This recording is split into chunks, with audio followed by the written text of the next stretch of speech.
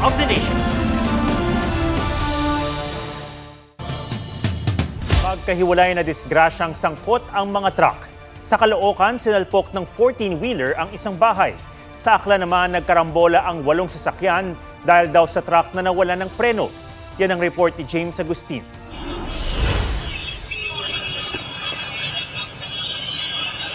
Walang tigil ang busina ng ilang sasakyan sa kuhang ito ng rearview camera.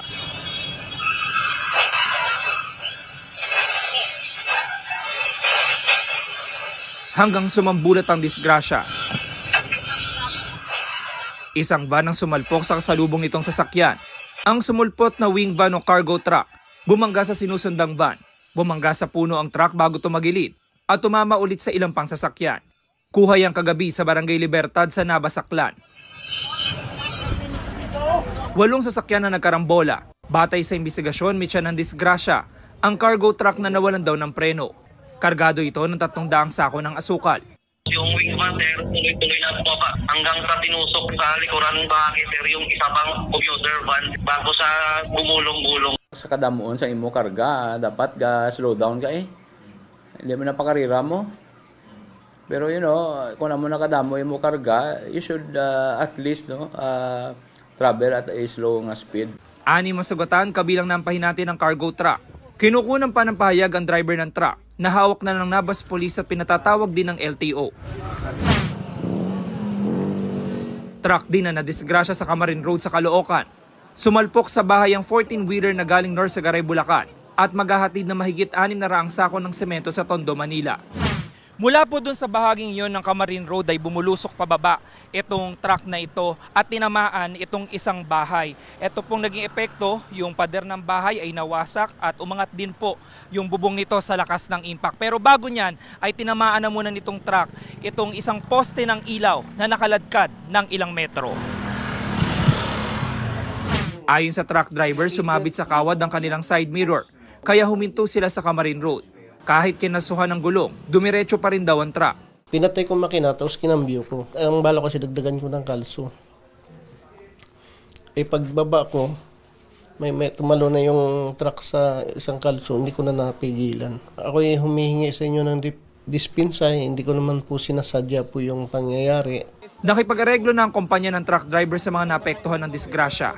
Bahagyang nasaktan ang pahinante ng truck.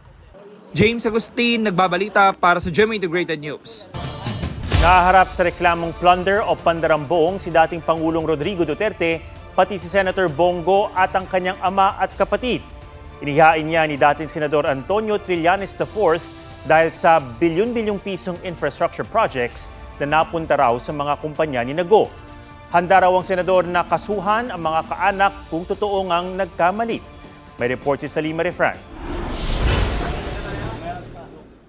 Simbigat na mga kahong-kahong dokumentong bitbit ni dating Senador Antonio Trillanes IV sa Ombudsman ang reklamo niyang plunder o pandarambong laban kina dating Pangulong Rodrigo Duterte, Senador Bongo, pati ama at kapatid ng senador.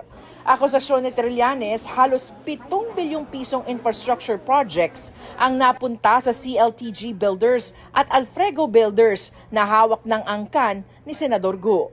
Undercapitalized nga raw o kulang sa puhunan ng dalawang kumpanya kaya nakisosyo raw sa mga kontratistang may AAA license gaya ng mag-asawang Curly at Sara Diskaya. Ang mga proyekto sa joint ventures aabot umano sa 816 million pesos. Tatay at kapatid, binigyan mo ng bilyon-bilyon na kontrata. While you were in power, covered nila yon. Dagdag ni Trillanes mula 2008 noong Davao City Mayor pa si Duterte hanggang naging Pangulo siya, nakakorner ang mga kaanak ni Go ng nasa 200 proyekto, karamihan nasa Davao. May flood control, merong mga road widening. Yung offense niya is hindi dapat sa tatay at kapatid ang nag-benepisyo. Ang nakalagay sa ating batas, up to 4th degree of consanguinity and affinity. Pero ito, first degree ito, tatay ito at kapatid. Handa raw harapin ni Go ang reklamo. Todo tanggi siya sa paratang. Meron naman pong COA na pwede naman pong tumingin kung meron bang pagkukulang o meron bang irregularities dito sa mga proyektong ito. Kasuhan niyo po. Willing po akong kasuhan kahit kapamilya ko, kahit sino pa yan. Nakialam ba ako? Hindi. Nakinabang ba ako? Hindi. Binigyan ko ba ng pabor ang aking pamilya? Hindi. Ayon kay Ombudsman Jesus Crispin Remulla, nauna nang naihain sa DOJ ang reklamo. Pero ipinadala raw agad ito sa Ombudsman ni Nooy Prosecutor General Benedicto Malcontento noong si Remulla pa ang Justice Secretary. Hindi nga ako nagkaroon ng pagkakataong makita ang mga papel na to nung panahon na yon. 1 taon na yun eh. Dadaan yan sa evaluation, fact-finding at preliminary investigation. Maaari raw makatulong ang reklamong ito sa investigasyon nila ng DPWH, sa CLTG at sa mga diskaya. Nandiyan na ang dokumento at meron na siyang mga project number, mga identifying marks. Mas madali namin mahahanap yan sa DPWH. Salima Refra, nagbabalita para sa GMA Integrated News.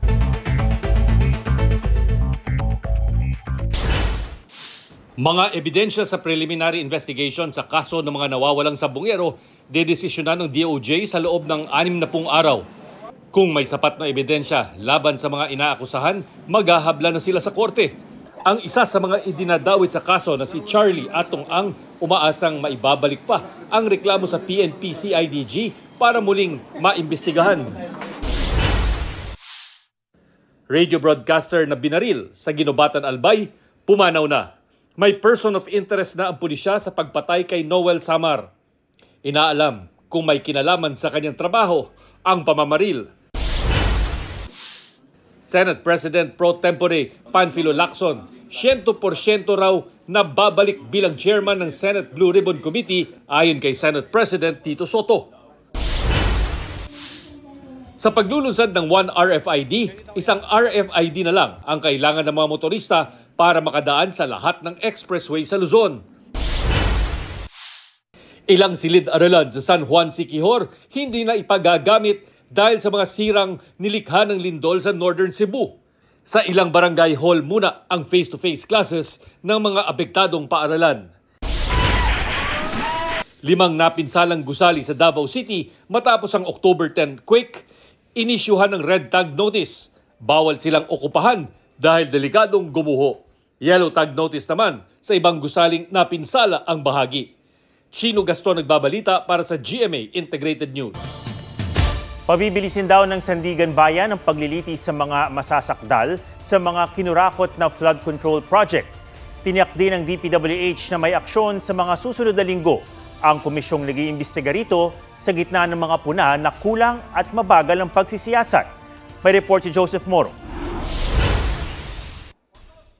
Kailangan managot lahat ng dapat managot. Kailangan makulong lahat ng dapat makulong. Wala tayong sisinuhin, wala tayong sasantuhin. Kailangan po mabalik ang pera ng mga kababayan natin. Ang pera nating lahat. Kailangan po maibalik. Sa harap ng mga negosyante, tiniyak ni DPWH Secretary Vince Dizon ang paghahabol ng gobyerno sa mga kurakot. Tila pinakakalma niya ang business sector na nakukulangan sa aksyon ng pamahalaan at nababagalan sa Independent Commission for Infrastructure. Ano na tayo ngayon? October. Yet, was there anyone who was already directly pinpointed and prosecuted?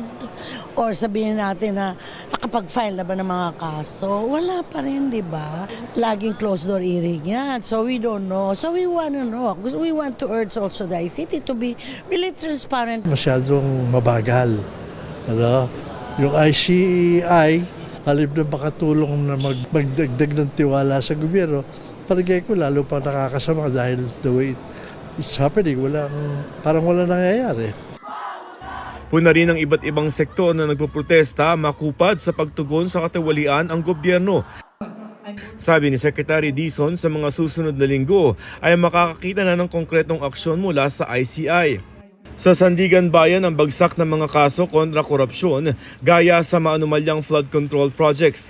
Si Sandigan Bayan Presiding Justice Geraldine Econg nangakong bibilisan ang paglilitis sa mga kakasuhan sa loob ng 6 hanggang 8 buwan. Isusumitin nila sa Korte Suprema ang bagong alituntunin para rito.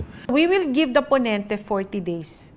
The most senior member, who is not a ponente, 10 days to review. And then the junior, another 10 days. So 60. 60. Next year may makukulong na. Exactly.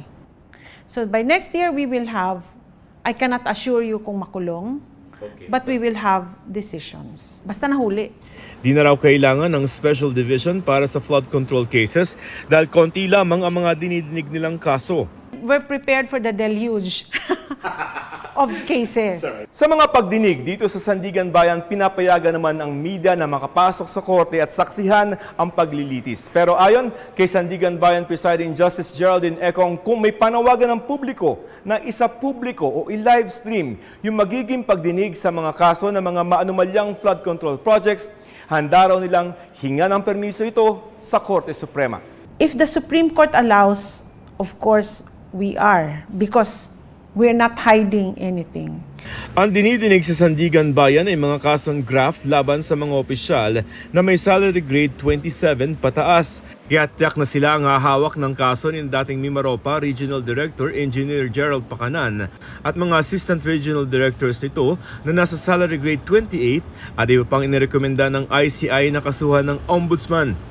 Pero sa mga inireklamo sa Bulacan 1st District Engineering Office, pinakamataas si dating Bulacan 1st District Engineer Henry Alcantara na may salary grade 25.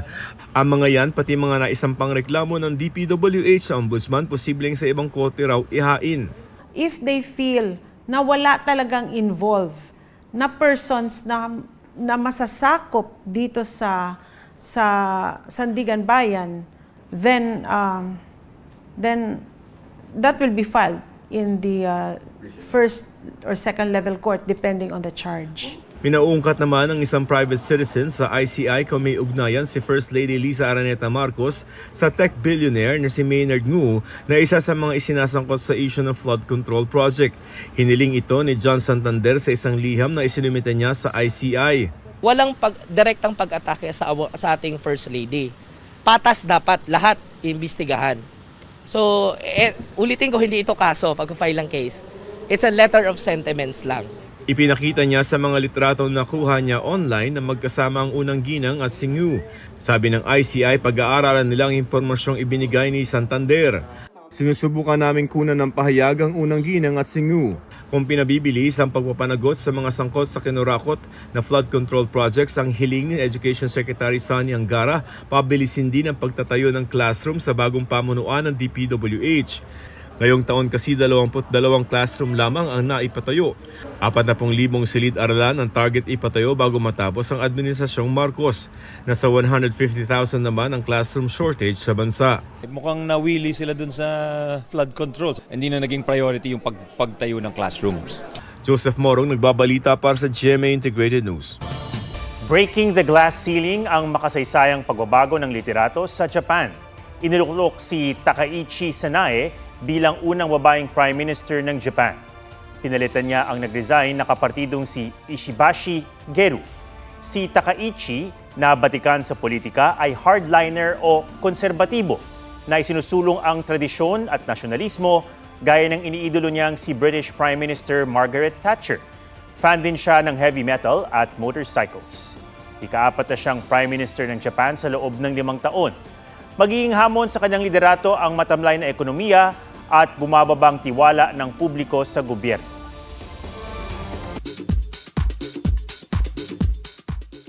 Ito na po yung first and last time na I'll speak about this, pero never ko po. Jillian Ward, tinuldukan ng intriga online na iniuugnay siya kay dating Ilocos Sur Governor Chavit Singson. Never ko po siya nakilala, never ko po siya na-meet, never ko siya nakausap, never po kami nagkita. So hindi ko talaga alam paano po nila nagawa-gawa lahat ng Nauna na rin itong itinanggi ni Singson. Ipinagtanggol din ni Jillian ang sarili laban sa mga nagsasabing may benefactor siya na nagsusustento sa kanyang lifestyle, gaya ng pagbili ng sports car. Nabili ko po yung Porsche Boxster. It was a second-hand car. Nabili ko po siya for 1.2 million. Lahat ng meron ako, binili ko with my own money, with my own hard work. At ang issue na di umano'y ibinebenta raw siya ng sariling ina. My mom would never do that to me. And sobrang nasasaktan ako kasi hindi po talaga ganun yung mom ko. Lahat po ng pinag-iipunan ko, walang kinukuha yung mother ko doon. Desidido raw si Jillian na aksyonan ang mga nagpapakalat ng fake news. Anak ng negosyanteng si Neil Arce at stepson ng aktres na si Angel Locsin na si Joaquin Arce, unang next-gen artist ng ABS-CBN na pasok sa PBB Celebrity Collab Edition 2.0. I'm a huge fan of, PBB as a show, so I decided, why not give it a try? Kasali rin sa new season ang Gen Z Sparkle at best friend ni ex-housemate Vince Maristella na si Sofia Pablo. This is something big for me kasi I was always a victim of misconceptions, fake news, and I feel like the people know me for my work, sa mga memes ko. I want them to know me for who I really am. Athena Imperial nagbabalita para sa GMA Integrated News.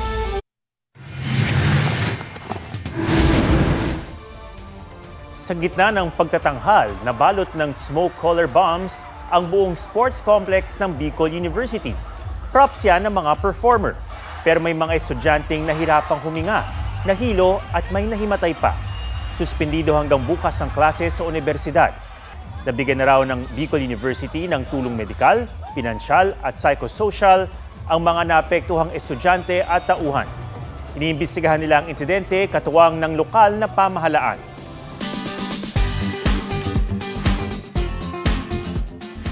Sa sining, walang hangganan ng imahinasyon at mga pwedeng gamiting medium, gaya ng mga obra-amazing na likha mula sa usok at buhok. Usuan na yan sa report ni Ian Cruz.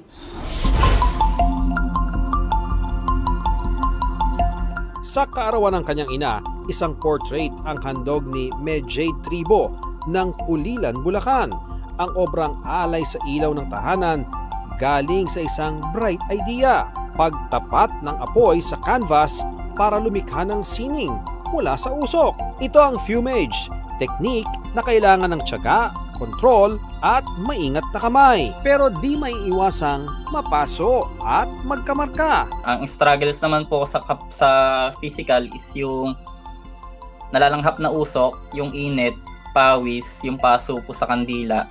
Sa tagal na raw niyang gumagamit ng iba't ibang medium, dito raw tunay na nag-apoy ang kanyang sining. Nag-apoy yung puso ko na ipagpatuloy yung paggawa ng obra sa ganitong klaseng art naman. Ito namang mga larawan ng iba't ibang hayop, sobrang realistic. Aakalain mo bang gawa ang mga yan sa pinagupitang buhok? Yan ang obra ni Anthony Banzuela na barbero sa Caloocan. Ito ang hindi kwentong barbero. Habang nagwawalis po ako noon, may napansin po ako na image sa sahig. Yun yung mga mukha. Parang sinundan ko lang yung image na yun. Tapos binuo ko lang. Walang tapon sa bawat hibla na nagiging bahagi ng kanyang dibuho na may mukha, emosyon at kwento. Ang buho kasi kadalasan nagbabara sa kanal. Kumbaga akala natin basura na eh.